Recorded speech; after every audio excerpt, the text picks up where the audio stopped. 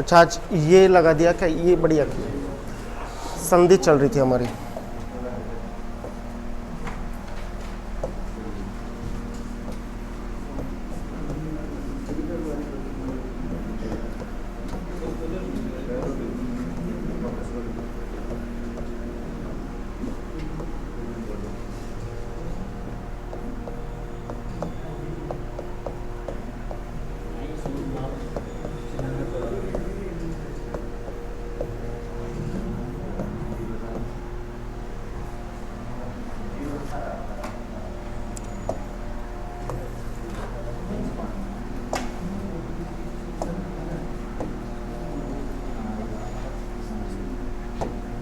हाँ सर कर दीजिए स्टार्ट।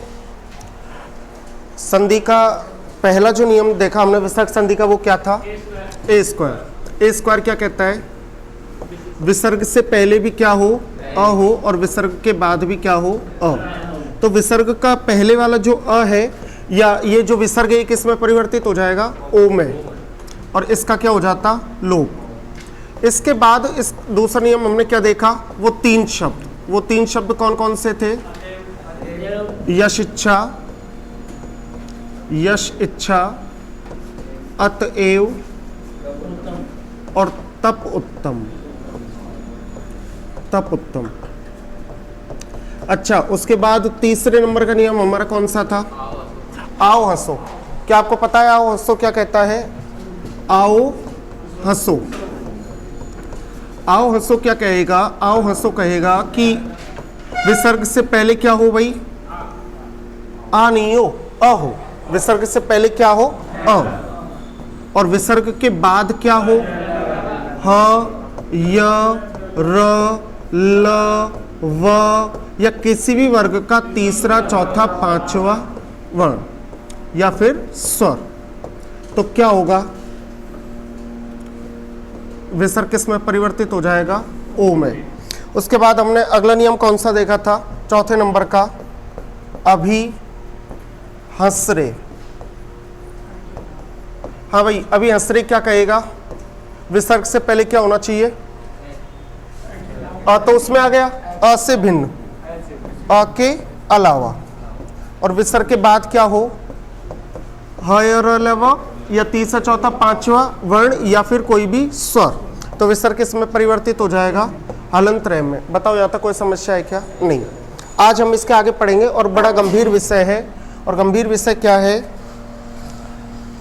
गंभीर विषय यह है कि विसर्ग संधि का छठा नियम, छठवां नियम या छठा नियम? छठा नियम।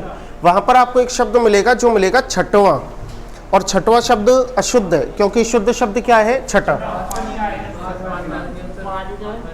अच्छा हाँ, पांचवा नियम, सॉरी। देखिए पांचवा नियम क्या कहता है? पांचवा नियम आपका क्या कहेगा कि आपको विसर्ग को बदलना है। ये विसर्ग हो गया, एक ये विसर्ग हो गया, और एक विसर्ग हो गया ये। इस विसर्ग को तो आप बदलोगे श में। इस विसर्ग को किस में बदल दोगे? श में। इस विसर्ग को आप किस में बदल दोगे? स में, मूर्धन्य में। और इस विसर्ग को किस में बदल दोगे? स में। तीनों प्रकार के स का उच्चारण होगा श, स, स। श, स, स। देखो मेरे को जब आप मुझे जब ध्यान से सुनोगे तो आपके सामने ध्वनि में परिवर्तन आएगा। श, श, स, स, श, स, स। अंतर आया क्या? जो मैंने अंतिम वाला स बोला, स्लेट वाला स, वो तो बिल्कुल दंत स था, तो वो तो ऐसे बोलेगा स। ठीक है। जो मैंने स बोला वो मूर्धन्य था, षटकोण वाला स। और पहला वाला जो श बोला वो तालु था, श। श, स, स, श, स, स। अब टेंशन की क्या बात है? अब टेंशन की बात ये है, देखिए टेंशन की बात अब आपके सामने ये है कि विसर्ग के बाद अगर च, छ या फिर स्वयं श आता है। विसर्ग के बाद क्या क्या आता है? च, छ या स। च, छ या श, ये आ गया तो ये विसर्ग किस में बदल जाएगा? हलंत शालू स में, तालु श में। अगर विसर्ग के बाद ट, ठ या स्वयं से षटकोण आ गया तो फिर ये विसर्ग किस में बदल जाएगा, मूर्धन्य से में।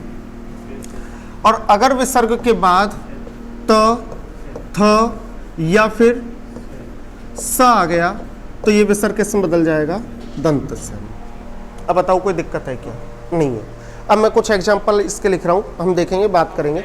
सबसे पहले मैंने, कौन है ये अभी, कौन सा बोला, क्या बोला, हाँ तो किसने बोला, तो किसकी इतनी मधुर और मीठी आवाज है, कौन है? एक बात का मैं विशेष कह देना चाहता हूं, मर्यादा का ध्यान रखें, मर्यादा का विशेष ध्यान रखें। देखिए मैंने एक शब्द लिखा, हरि ही धन चंद्र। मैंने वहीं पर दो पद लिख दिए, धनु प्लस टंकार, और वहीं पर मैंने अगला शब्द लिखा निहि प्लस ठुर, और वहां पर मैंने एक शब्द लिख दिया वयः, और इसका मेल कर दिया षष्ठी। वहीं पर एक शब्द लिख दिया नमः धन ते। ठीक है, बताओ कोई समस्या है क्या, नहीं। यहां पर मैंने एक शब्द लिख दिया निहि धन शुल्क, और यहां पर एक शब्द लिख दिया निहि धन संकोच। अब बताइए भाई, ये आपके पास क्या आ गया, विसर्ग। ये आपके पास क्या आ गया, विसर्ग। विसर्ग आने के बाद बताओ कोई दिक्कत है क्या, नहीं है। हमने क्या पहचाना, कौन सी संधि हो गई, पूर्व पद के अंत में विसर्ग आने पर संधि कौन सी हो गई, विसर्ग संधि। लेकिन यहां पर समस्या की बात यह है कि विसर्ग संधि का पहला नियम क्या है, एक एक से बात कर लेते हैं। हाँ सर बताइए, विसर्ग संधि का पहला नियम क्या है? नहीं, बैठे बैठे बताओ, आप भी बेरोजगार, मैं भी बेरोजगार, तो बैठे बैठे बताओ कि विसर्ग संधि का पहला नियम क्या है, ए स्क्वायर। ए स्क्वायर क्या कहता है, पहला नियम है ए स्क्वायर। इसका मतलब विसर्ग से पहले भी ए हो और विसर्ग के बाद भी ए हो। क्या इसमें विसर्ग के पहले ए मिला क्या, नहीं। क्या मिल गया, ई, और विसर्ग के बाद क्या मिला, च। बताओ कोई समस्या है क्या, नहीं। हाँ सर आप बताइए, विसर्ग संधि का दूसरा नियम क्या है, बिना देखे बताना। अब बताओ वो तीन शब्द कौन कौन से, हाँ आप बताइए तीन शब्द कौन कौन से हैं, यश इच्छा, अतएव और तपोत्तम। तपोत्तम। क्या दूसरा नियम इसमें बैठा क्या, नहीं। अच्छा इसके बाद तीसरा नियम हमने क्या देखा था, हाँ आप बताओ तीसरा, आओ हंसो।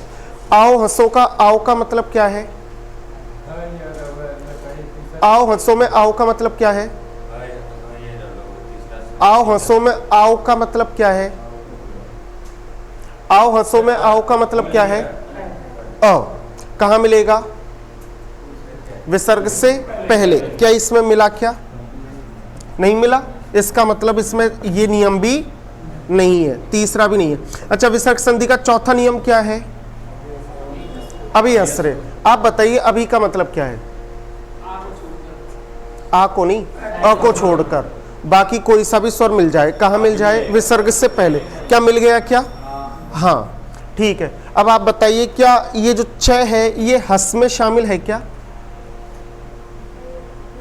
नहीं है, छ हस में नहीं है। आप बताओ, नहीं है, ठीक है, इसमें ये नियम भी नहीं है। उसके बाद हमने पढ़ा कि विसर्ग के बाद च या छ या श आने पर विसर्ग श में बदल जाता है। क्या विसर्ग के बाद च आ गया, क्या आ गया, तो विसर्ग किस में बदल जाएगा, श में, और शब्द क्या बन गया, हरीश चंद्र। अच्छा इसके बाद अगला, विसर्ग के बाद क्या आ गया, ट। विसर्ग किस में बदलेगा, से में, और शब्द क्या बन जाएगा, धनुष टंकार। अच्छा विसर्ग के बाद क्या आ गया, श। विसर्ग किस में बदलेगा, श हलंत में, ठीक है, और शब्द क्या बन गया, निःशुल्क। अच्छा विसर्ग के बाद क्या आ गया भाई, ठ। विसर्ग किस में बदलेगा, स में, और शब्द बन गया निष्ठुर। अच्छा विसर्ग के बाद क्या आ गया, स। विसर्ग किस में बदल जाएगा, और शब्द निसंकोच नहीं बनेगा, निस्संकोच। शब्द शुद्धि में भी हमने इस शब्द को देखा था कि क्या होता है, निस्संकोच। विसर्ग के बाद क्या आया, स। विसर्ग किस में बदल जाएगा भाई, हलंत मूर्धन्य स में। बताओ बदलेगा कि नहीं बदलेगा, नहीं ईमानदारी से बताओ, बदलेगा ना। एक तो आज ये कैमरा और बीच में लग गया तो मेरा आपसे संवाद सही तरीके से नहीं हो पा रहा। बदल गया तो शब्द क्या बनेगा, बताओ, यही बनेगा कि नहीं बनेगा, बताओ। क्या अर्थ होता है वयस्क षष्ठी का, वयस्क षष्ठी का क्या अर्थ होता है, बताइए। आप में से जिसने बता दिया उसको मेरी तरफ से कैश इनाम। इनाम चाहे छोटा हो लेकिन इनाम शब्द अपने आप में बहुत बड़ी अहमियत रखता है। बताओ षष्ठी शब्द का क्या अर्थ होता है, 6। अच्छा क्या होता है, 6 है। आपके अनुसार क्या होना चाहिए, 6 है। देखिए 2 शब्द होते हैं, मैं एक बार के लिए अगला पेज ले रहा हूं। 2 शब्द होते हैं और एक शब्द तो होता है षष्ठी और दूसरा शब्द होता है षष्ठी, ठीक है। षष्ठी विभक्ति यानी छठी विभक्ति, इसका तो अर्थ क्या होता है 6 और इसका 60। अब अपने एक शब्द लिखा वयस्ष्टि, इसका मतलब उम्र कितनी है, 60 वर्ष। वयस्ष्टि यानी 60 वर्ष, ये हो गया, लिख लीजिए। हाँ षष्ठी। अच्छा नमस्ते में विसर्ग के बाद क्या आया, तो बताइए विसर्ग के बाद इसमें तय कहाँ मिला, अंत में मिला। विसर्ग के बाद तय आया तो विसर्ग किस में बदल जाएगा, हलंत से में, और शब्द बना नमस्ते। अब आप एक बार काम करना, जब इसको नोट डाउन करो तो बहुत गहराई से आप इसको एक बार लिखो और देखते हुए लिखो कि हम क्या लिख रहे हैं। उसके बाद इसको बिना देखे लिख लेंगे, कोई घबराने वाली बात नहीं है। टेंशन की आवश्यकता नहीं है। टेंशन जब मैंने पढ़ाते हुए नहीं ली तो आप पढ़ते हुए क्यों ले रहे हो। हाँ लिखना आवश्यक है। इसको हटाऊं क्या भाई बीच में से,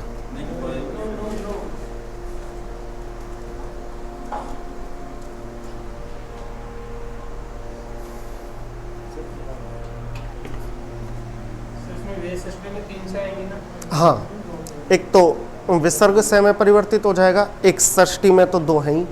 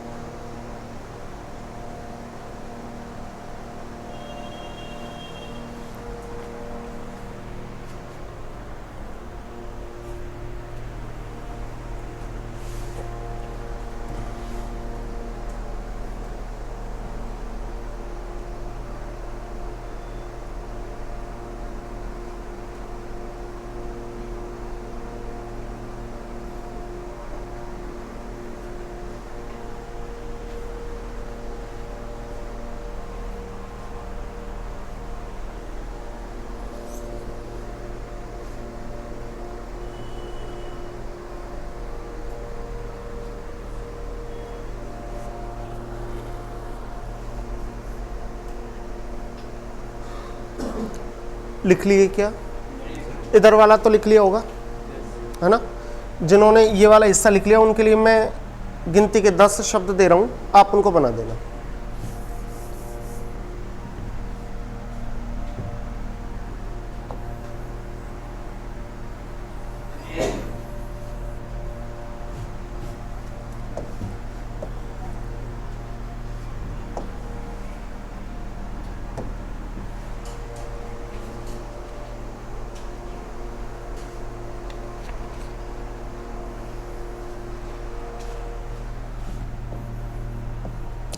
जल्दी से जल्दी और शीघ्र अतिशीघ्र बनाने की कोशिश करना।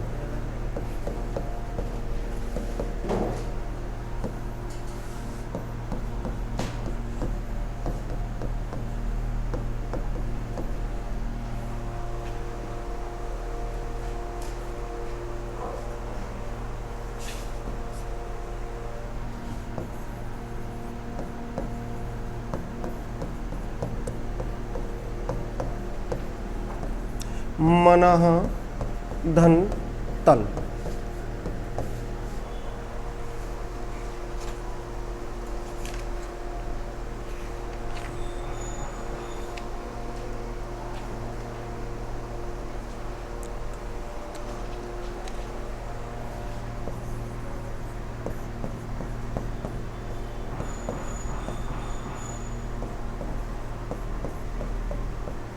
निहि धन तेज और दुहु धन चक्र,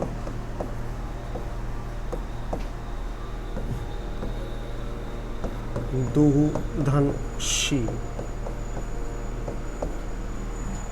लिख लीजिए।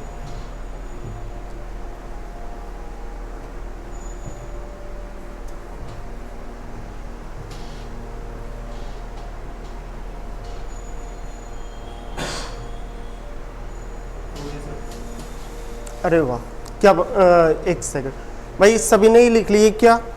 नहीं लिखे अभी? तो शीघ्र अतिशीघ्र लिखो। इतनी शीघ्रता जब आ जाएगी ना, तो आप समझो कि आपके 15 प्रश्न, हाँ, कि आप कर सकते हो परीक्षा में।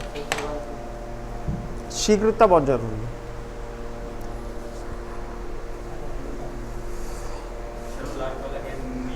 निहि प्लस तेज, निहि प्लस तेज।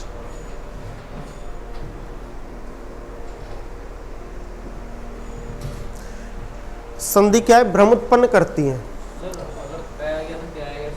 तय आ गया तो हलंत से आएगा, क्योंकि विसर्ग के बाद अगर तय है तो फिर हलंत से आता है ना। संधि भ्रम उत्पन्न करते हैं। समाज भी, या समाज में भी कई बार कई सारी परिस्थितियां ऐसी फंस जाती हैं, भ्रम उत्पन्न हो जाती है। मेरा एक दोस्त था, उसके अभी शादी हुई थी तो बच्चा हुआ था तो हाँ, हॉस्पिटल में उसकी मतलब जो पत्नी थी वो भर्ती थी। तो नर्स आई बाहर निकल के, बोले बधाई हो, आपके घर में बच्चा हुआ है। वो बेचारा असमंजस में पड़ गया, बोले वाह, पत्नी मैंने भर्ती करवाई हॉस्पिटल में, बच्चा घर पैदा हुआ है, क्या शानदार बात है। क्योंकि उसने नर्स ने आकर के क्या कहा, बधाई हो, आपके घर में बच्चा पैदा हुआ है। तो उसको टेंशन हो गई, यार पत्नी तो भर्ती हॉस्पिटल में, बच्चा घर कैसे पैदा हो गया? बच्चा भी हॉस्पिटल में ही पैदा होना चाहिए। कि इस वजह से तो भ्रम समाज में उत्पन्न करता है। कई सारी बातें भ्रम उत्पन्न करती हैं।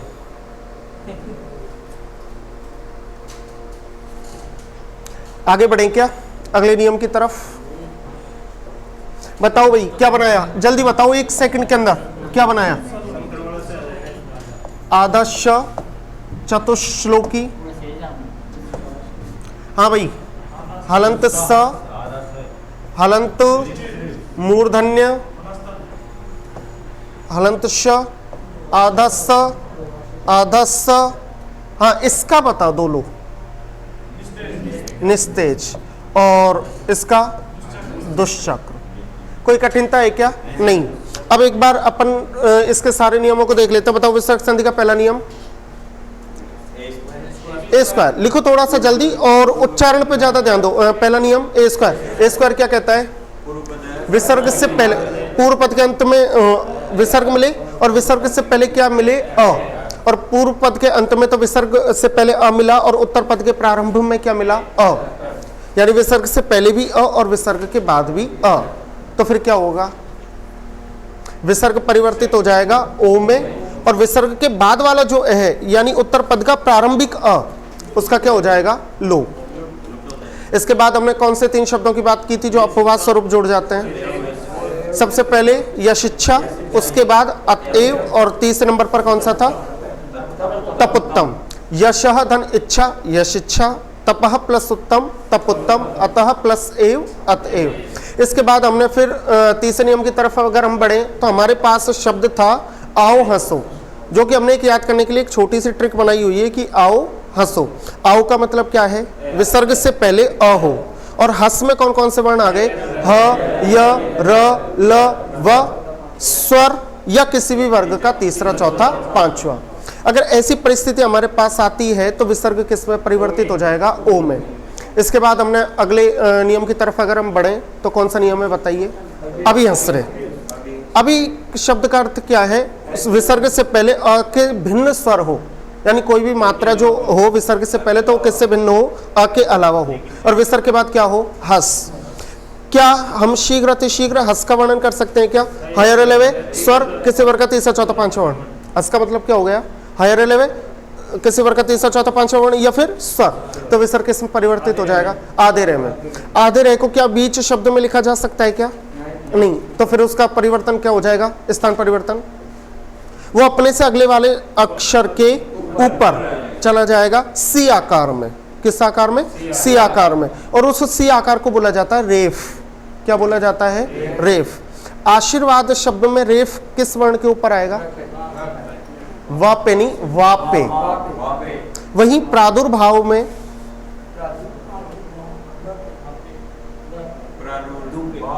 भा के ऊपर, वहीं आविर्भाव में, वहीं पर अंतिम शब्द जो आरएस 2018 में एक शब्द मिला अंतर्द्वंद। अंतर्द्वंद में रेफ कहां मिलेगा, दे के ऊपर, अंतर्द्वंद। अच्छा, अंतर्द्वंद शब्द में हम अधिकतर गलतियां कहां करते हैं, द्वंद्व शब्द में। द्वंद्व में कहां गलती करते हैं, क्या गलती करते हैं, जो दूसरा वाला द्वय है यानी अंतिम वाला जो दय है हम उसमें वह नहीं लगाते, नहीं लगाते। और द्वंद्व को किस तरीके से लिखकर छोड़ देते हैं, द्वंद्व, जबकि शुद्ध क्या होगा, द्वंद्व। ठीक है भाई। इसके बाद हमने बात की नियम संख्या 5। अब बिना देखे नियम संख्या 5 को बोल लेते हैं। विसर्ग कितने अक्षरों बदलेगा, 3 में, श, स। बताओ श में कब बदलेगा, जब 6 या 6 मिलेगा। जब क्या मिलेगा, 6 या 6। आप याद करने के लिए एक शब्द याद कर सकते हैं, और आपने कर लिया दुष्चक्र। एक शब्द कौन सा याद कर लिया, दुष्चक्र। दुष्चक्र में आपको श के बाद 6 मिला, इसका मतलब 6 आते ही विसर्ग किसमें बदल जाएगा, श में। तो दुष्चक्र शब्द आपको इस नियम को नहीं बता देगा क्या, कि दुष्चक्र में श कब आया, जब उसके आगे क्या आया, च, छ या फिर खुद श। उसके बाद दूसरा वाला जो मूर्धन्य स है, षटकोण वाला, वो कब बनेगा विसर्ग के स्थान पर, जब विसर्ग के स्थान पर ट, ठ या खुद मूर्धन्य स हो। और इसके बाद तीसरे नंबर पर कौन सा वाला स है, दंत स। दंत स कब आएगा, त, थ या स। देखिए अब मैं आपसे एक छोटा सा प्रश्न कर लूं क्या, विसर्ग जो है वो मूर्धन्य से यानी षटकोण वाले से में कब बदल जाता है, सबसे पहले टठ से में कब बदल जाता है, तथ से। और श में कब बदल जाता है, च, श। आगे बढ़ू क्या, देखो अब घबराने की कोई बात नहीं, क्योंकि अब अंतिम जो नियम है या अगला जो नियम है वो बहुत ही शानदार आपके सामने आने वाला है। ये नियम बाकी सभी नियमों का क्या करता है, उल्लंघन करता है। उल्लंघन शब्द में कौन सी संधि है, ईमानदारी से बताना, उल्लंघन शब्द में कौन सी संधि है, आप बता सकते हो, बताओ। शब्द है उल्लंघन।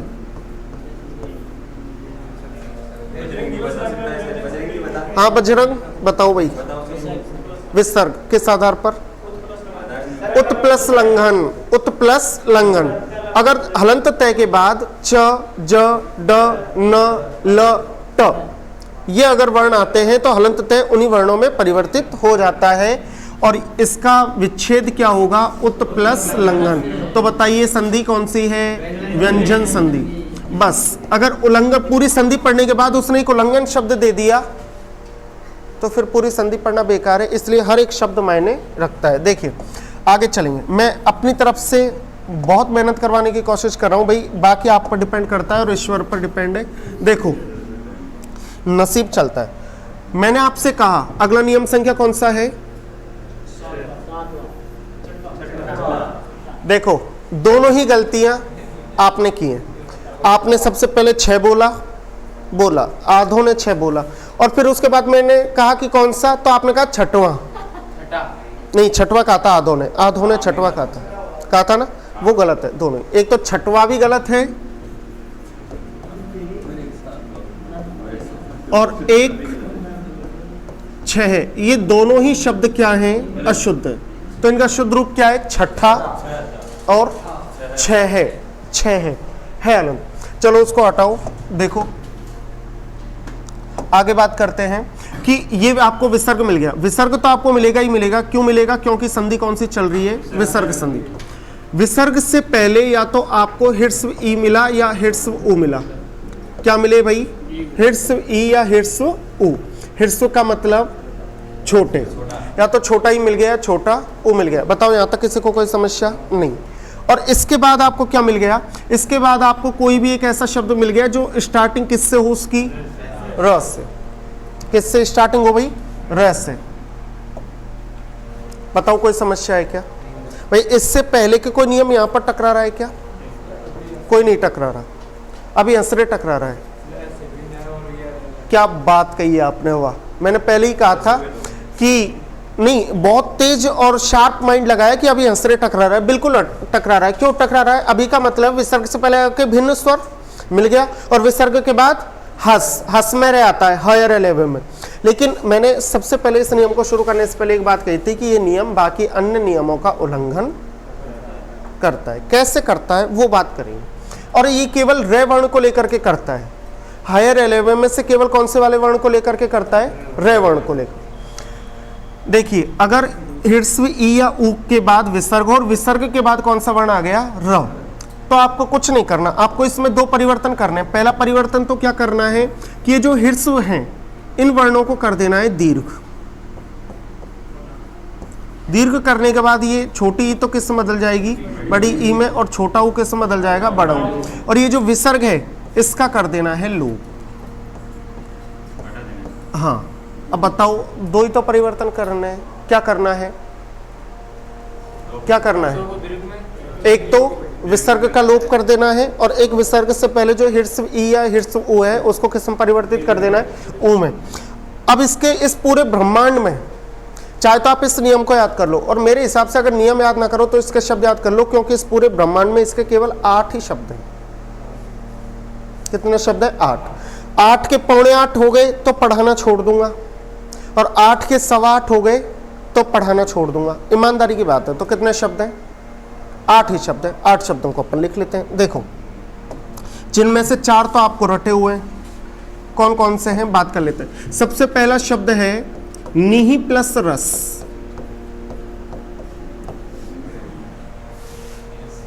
अब मैं ऐसे बात नहीं करूंगा, मैं करूंगा पूर्व पद के अंत में आपको क्या मिल गया? विसर्ग। तो संधि कौन सी हो गई? विसर्ग संधि। बताओ यहां तक किसी को कोई समस्या नहीं। विसर्ग संधि का पहला नियम क्या है? ए स्क्वायर। ए स्क्वायर क्या कहता है? पूर्व पद में के अंत में अ मिला और उसके बाद भी अ मिला और फिर विसर्ग मिला और फिर अ मिला। अब बताओ ये परिस्थिति इसमें है क्या? नहीं। इसका दूसरा वो 3 शब्द नहीं है। इसके बाद आओ हंसो। आओ का मतलब विसर्ग से पहले क्या होना चाहिए? अ। क्या है? क्या नहीं। तो तीसरा भी नहीं है। बताओ कोई भ्रम नहीं है। स्टेप बाय स्टेप चल रहे हैं। चौथा नियम अभी हंसरे। अभी का मतलब क्या है? अ के भिन्न हो है, ई मिल गया, ठीक है। और उसके बाद क्या मिला? हस मिला। क्या मिला यार? हस क्यों नहीं मिला? हायर एलिमेंट से रे मिल गया, थोड़ा सा एक्टिव। तो क्या बन जाएगा? ये रे बन गया और क्या बन जाएगा? निर्रस। लेकिन नहीं, निर्रस नाम का कोई भी शब्द नहीं होता। दूसरी वाली बात यह है कि हालांकि चाहे इसमें ये नियम बैठ गया, लेकिन एक नियम हमने पढ़ा था कि अगर विसर्ग से पहले ई या उ हो और विसर्ग के बाद रे वर्ण हो, ये नियम पर्टिकुलर केवल रे के लिए है। तो इसकी मान्यता ज्यादा है, इसकी मान्यता ज्यादा है। और वैसे भी गिनती के कितने शब्द हैं? 8। उनको आप रट भी सकते हो। विसर्ग से पहले क्या मिल गया? क्या मिला? ई मिल गया और फिर विसर्ग मिला और विसर्ग के बाद क्या मिल गया? र। आपने क्या कर दिया? ई को तो कर दिया बड़ी ई, तो नी का तो क्या बन गया, नी, विसर्ग का कर दिया लोप और रस। नहीं आई मेरी बात समझ में? अगर कोई आपसे कहे कि नीरस शब्द में विसर्ग कि नीरस शब्द का टुकड़ा क्या होगा, विच्छेद क्या होगा, तो क्या होगा, नीही प्लस रस, और नीही प्लस रस का समस्त पद क्या बनेगा, नीरस। एक शब्द तो ये हो गया, पढ़ा हुआ शब्द है। अब देखो बाकी के और शब्दों की बात कर लेते हैं और सिस्टम खत्म करते हैं। नीही प्लस रोग, नीही प्लस रंध्र,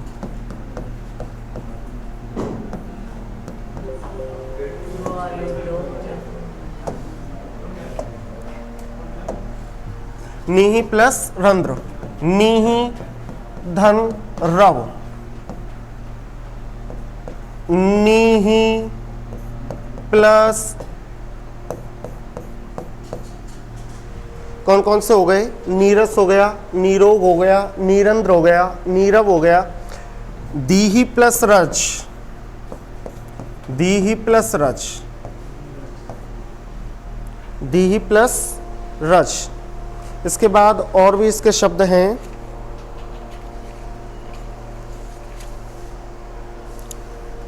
धीरज हो गया, दुहु प्लस राज, दुहु प्लस राज, धीरज हो गया, दुराज हो गया, नीही प्लस रोध और नीही प्लस रुज। देखिए इसमें नियम बैठता है अभी हंसरे वाला कि विसर्ग से पहले अ के अलावा कोई भी स्वर हो और विसर्ग के बाद हयर एलेवे हो तो विसर्ग के स्थान पर हरंतरे हो जाता है।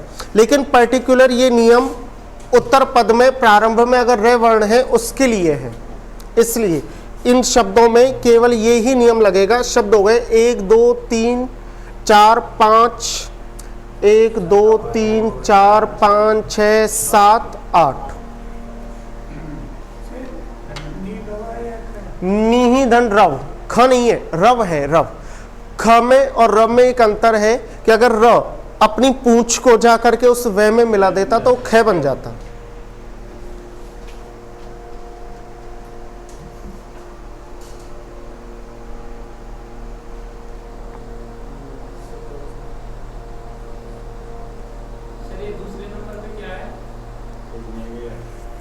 नीरंध्र, नीरंध्र, रंध्रों से रहित।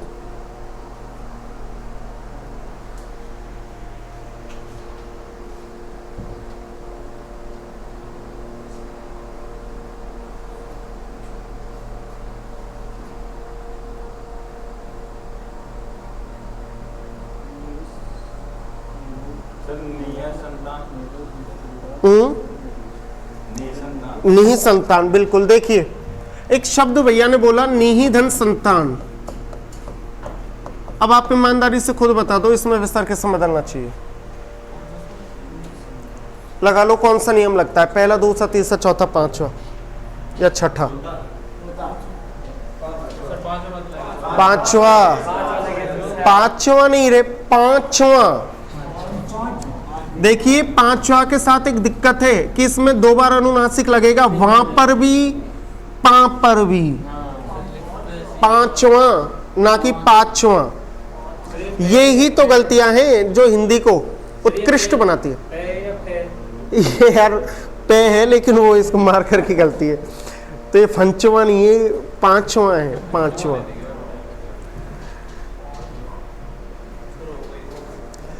पांचवा नियम लग गया। और बताओ विसर्ग के बाद से आने पर क्या बना? निस संतान। जैसे निहि धन संकोच, निस संकोच, उसी प्रकार से कोई घबराने वाली बात नहीं है। हाँ लिख लिए क्या भाई?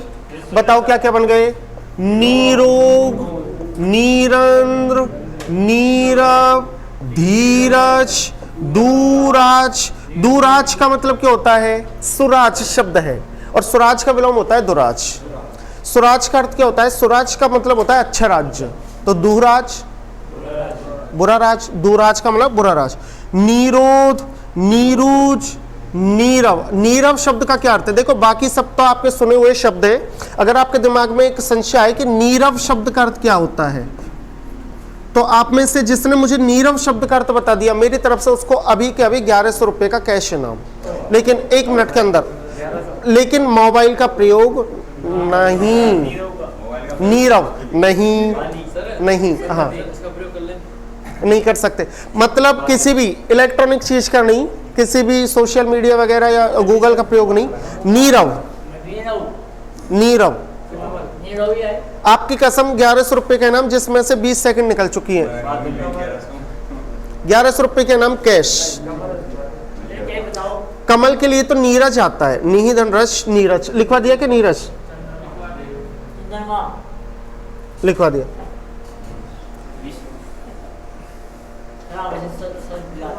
अभी 40 सेकंड हो चुकी हैं, 20 सेकंड अभी बाकी हैं। नीरव, कल आपने देखा होगा कि अपने ग्रुप में 2-3 फोटो थी। एक तो अपनी एएसपी के दूसरा वाला जो बैच था, उसमें एक लड़का था पवन झांगेड़, उसने इनाम जीती। एक क्लियर विजन में एक लड़की थी, पता नहीं क्या नाम था, तो उसने जीते। और आज 1100 रुपए का आपके सामने बहुत अच्छा मौका है, लेकिन आपके पास केवल 5 सेकंड शेष है। नीरव का अर्थ बताना है, अर्थ क्या है नीरव का? हाँ,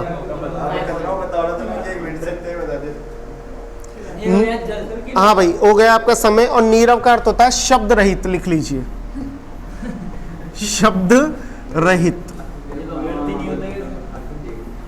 शब्द रहित, शब्द न करने वाला। हाँ शब्द रहित।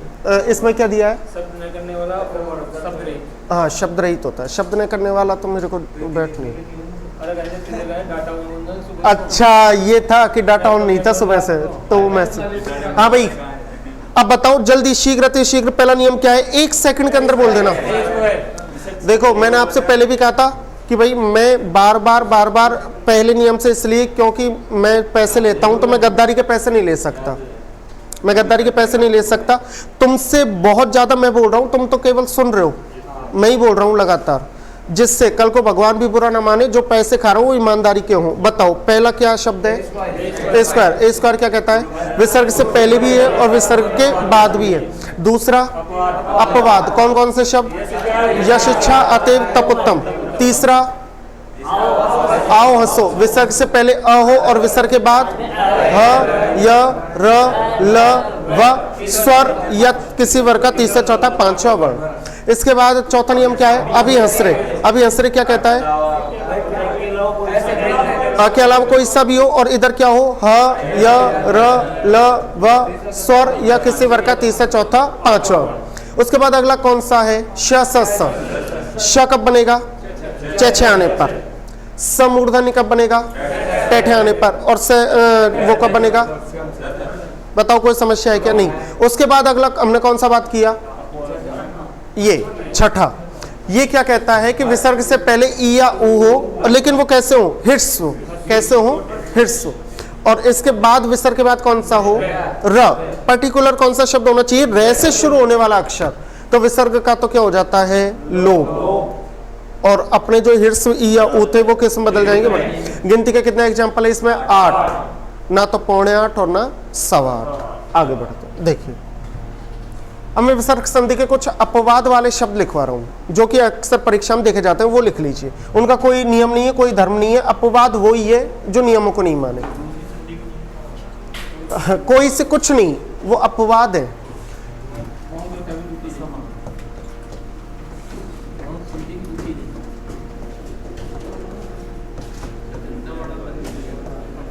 हाँ अपवाद ज्यादा इसलिए अपवाद लिए हुए। क्या हो गया?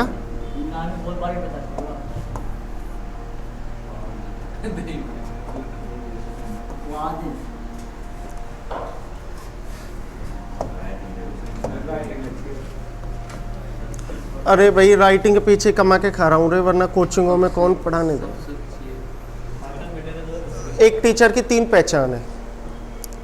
सबसे पहले उसका लेख, क्योंकि आप सभी को बार बार कभी पूछने की आवश्यकता नहीं पड़ती कि ये क्या लिखा है, वो तो मैं खुद ही घेड़ घापटा कर देता हूँ, तब पूछते हो। लेख जिसका बढ़िया है तो उसका इंप्रेशन सबसे ज़्यादा आपके मस्तिष्क पर पड़ता है। हम किसी सुंदर चीज़ को देखते हैं या लिखते हैं, पढ़ते हैं तो हम बहुत जल्दी उसको कैच कर पाते हैं, और एक हम घिलमिल किसी रफ कॉपी को देखते हैं तो उसमें से कुछ याद नहीं रह पाता। तो एक तो टीचर का लेख, दूसरा टीचर की वाक कला। वाक कला कैसी होनी चाहिए कि बोलो ही इस तरीके से जो सामने वाले के फिट बैठ जाए। एक टीचर है हमारे साथ पढ़ाता है, मैं नाम नहीं लूंगा, ए छोरे, एक खड़ा हो रे, खड़ा हो, बता, ये बता, ए छोरा, ए छोरी, ये कर। ये कोई तुम क्या भैंस चराते हुए आए हो क्या यहाँ पे? या तुम्हारे सामने तुम जिस चीज़ की शिक्षा दे रहे हो, तुम किसी को शिक्षित कर रहे हो और तुम खुद अशिक्षित वाला व्यवहार कर रहे हो, तो ये गलत है। दूसरी वाक कला। और तीसरी सबसे बड़ी जो चीज़ है वो है चरित्र।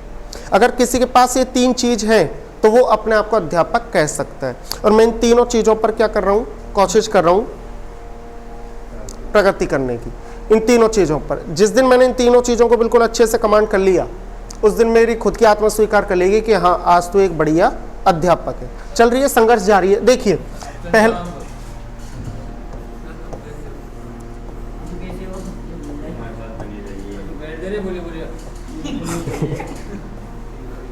हाँ भाई, लिखिए पहला शब्द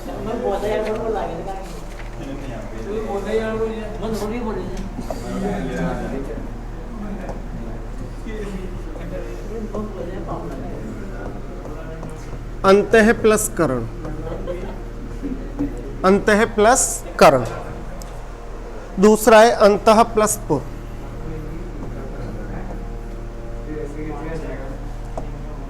वो अपन अभी बाद में पहले लिख लेते हैं, आप जगह छोड़ देना इनके आगे।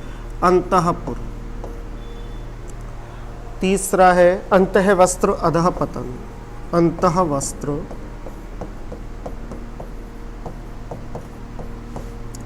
अधः पतन।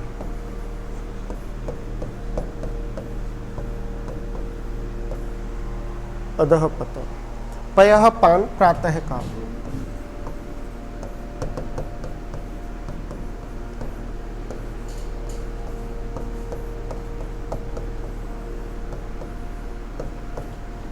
प्रातः काल। मनः कामना मनः कल्पित।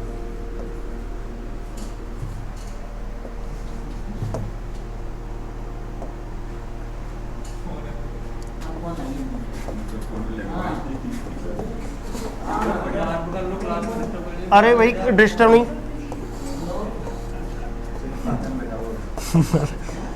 मनः कल्पित। मन है कल्पित।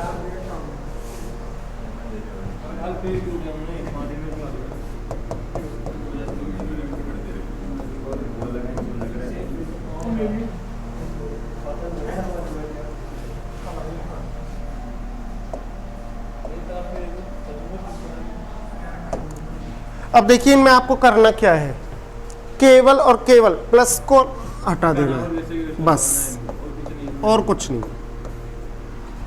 जैसे एक शब्द अंतः प्लस करण का बन गया अंतःकरण। अच्छा, शिरोरेखा विसर्ग से पहले की अलग और विसर्ग के बाद की अलग। हाँ, विसर्ग के ऊपर अगर शिरोरेखा ले जाते हो तो वह अशुद्धि मानी जाएगी।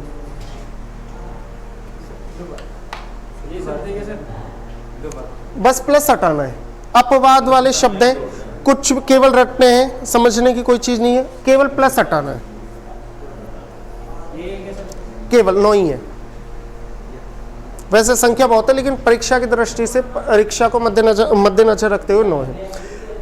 अब मैं एक शब्द दूंगा और शर्त है 5-5 रुपए की इनाम है। मतलब शर्त तो क्या है, इनाम है, 5 रुपए का इनाम है। एक शब्द बोलूंगा, जिसने शुद्ध लिख दिया वो जीत गया।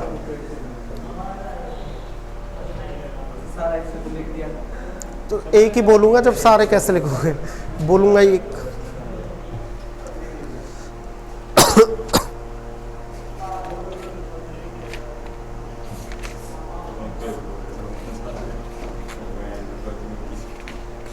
बोलो सर।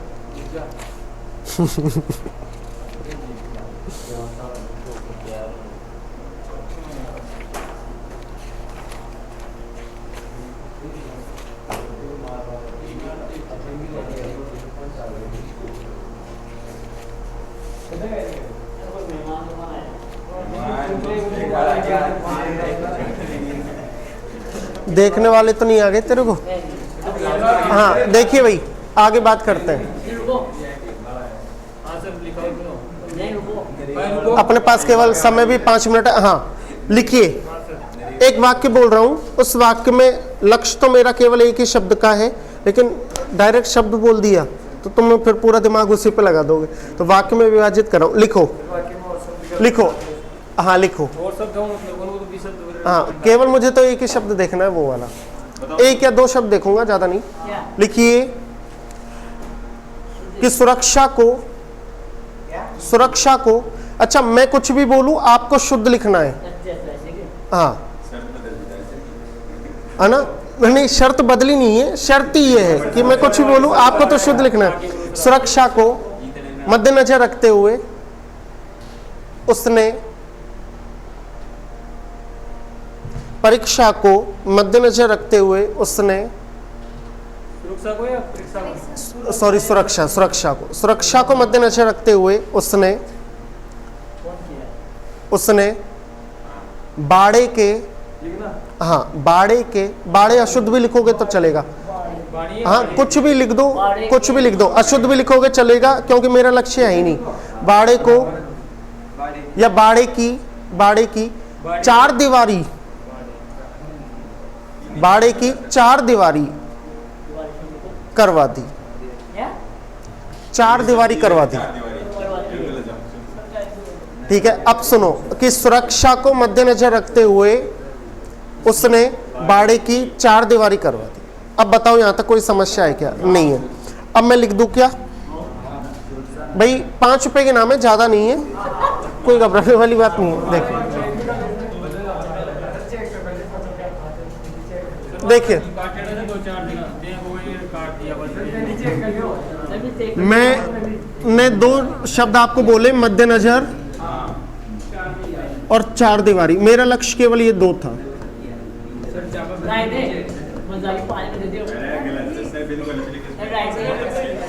अब पेन को बगल में रख दो एक बार, ईमानदारी से। आप जो चेक करोगे आगे कसम नहीं, ये दोनों ही शब्द गलत हैं जो मैंने लिखे हैं।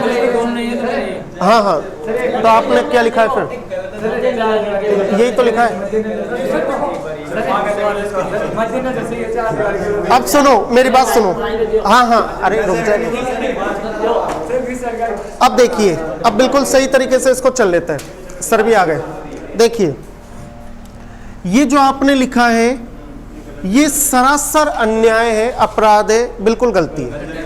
उसके पीछे सबसे बड़ा कारण क्या है कि जिस मद्देनजर को हम बोलते हैं कि मद्देनजर, वो मद्देनजर होता ही नहीं है। शुद्ध शब्द है मद्देनजर। अगर आपको हल्का सा भी स्मरण में हो तो मैंने शब्द शुद्धि के टॉपिक में शब्द लिखवाया है। सर लिखवाया तो था लेकिन आपने बोला ही मत। आपने गलत कहा। देखिए मेरी शर्त क्या थी कि मैं चाहे कुछ भी बोलूं। चलो छोड़ो छोड़ो छोड़ो छोड़ो।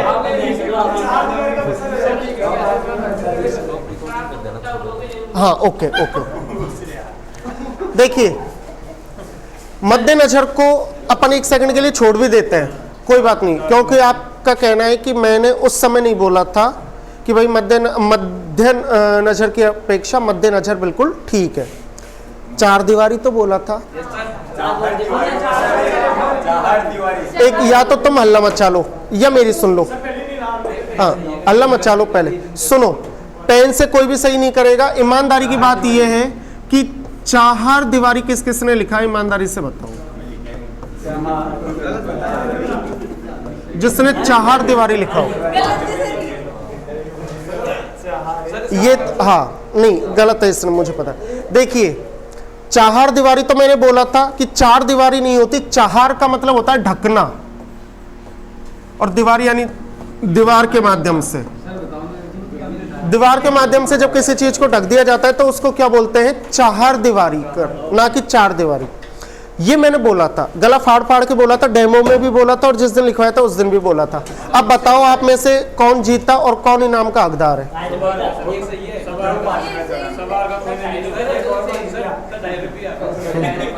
हाँ 2.5 रुपये आ जाओ। और इधर कौन जीता था भाई? आपने सही लिखा था क्या? आपने सही लिखा था? एक सही है, दोनों आ जाओ। एक एक आ जाओ, एक एक आ जाओ। लेकिन